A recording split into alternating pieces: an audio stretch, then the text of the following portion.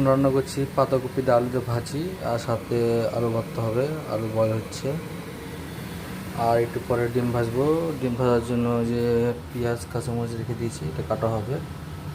আর সরষের তেল দিয়ে, এটা কোরিয়াতে পাওয়া যায় অরিজিনাল সরষের তেল,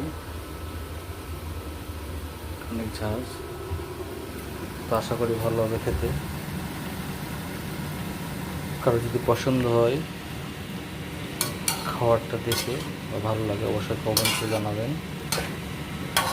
আজকে হঠাৎ ইচ্ছে হলো যে একটু এমনি কিছু করি, কেননা কোরিয়াতে আমার বেশিরভাগই মাছ গোশ খাওয়া হয়, সবজি দেওয়া খুবই কম খাওয়া হয়,